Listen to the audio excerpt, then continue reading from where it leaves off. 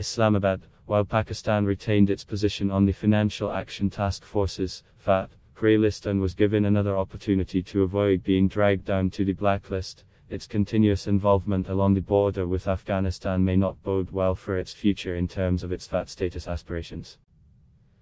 A few days before its full-scale review meeting, the FATF had reprimanded Pakistan for its immediate progress in combating terror financing and money laundering, while the FATF's Asia-Pacific Group (AP) had expressed dissatisfaction as Pakistan has so far only complied to only 2 of the 40 recommendations provided to address issues of anti-money laundering and combating financing terror, reported Don McLean-Gill for Center for Peace Asia.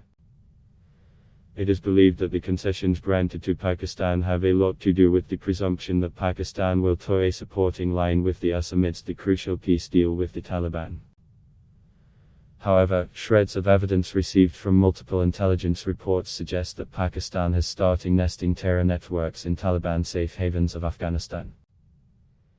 The Center for Peace Asia wrote that although Pakistan has desperately tried to erase its footprints through its alleged crackdown on terrorism, evidence has pointed out that the relatively unrolled areas along the Afghanistan-Pakistan border, particularly in the provinces of Kunar, Nangarhar, Paktia, Khost, Paktika, Zabul and Kandahar in eastern Afghanistan have enabled Pakistan to set up terror training camps and bases, with the active support and cooperation from the Taliban, Haqqani Network and Al-Qaeda.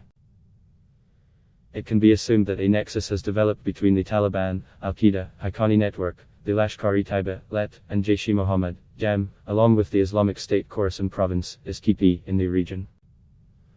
Moreover, Pakistani agencies' links with the ISKP, the Haqqani Network, JAM and LET remain exposed in recent times if some scattered dots are to be joined. Huzaifa al-Pakistani, who was killed in a drone strike in Nangarhar province, was an ex-LET member, who along with his father-in-law Ajaz Ahangar, Usman Labama Kashmiri, an ISKP leader and ex-member of Pakistan-backed groups, namely Tehreek-ul-Mujahideen, TUM, and Harkat-ul-Mujahideen, HUM, was looking after India-centric affairs of IS. The recent Jalalabad jail attack in August 2020 was a joint effort of sections affiliated with the Pakistani agencies, ISKP and CAM, which worked very closely. The threads associating Pakistani agencies with the ISKP became more apparent after the arrest of Maulavi Abdullah Orta alias Islam Farivi on April 4, 2020. This galvanized Pakistan authorities to summon the Afghan ambassador to Pakistan to seek custody of Islam Farivi. Pakistan reportedly claimed Farivi on the grounds that he had committed acts of violence against the Pakistani state. However, Kabul refused to concede to the request, wrote Center for Peace Asia. These proxies, having lines of communication to Pakistan, have planned on targeting Indian interests in Afghanistan, such as the recent attack in the Sikh shrine. While Pakistan's symbiotic relationship with the Taliban in Afghanistan is a dire necessity for gaining strategic depth against India, a renewal of the Afghan-Pak terror nexus may not go down well for peace in this already troubled Asian region.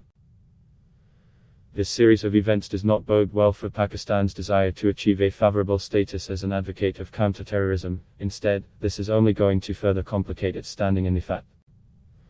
Phil wrote that there would be much pressure put on the government to deal with Pakistan's grey list status in the long term. Pakistan is clearly treading a complex path towards its goals of escaping the FATF grey list, especially with its indirect involvement in Afghanistan. The country must significantly address the issues of terror support and financing while adhering to FATF recommendations to have the slightest chance of improving its status.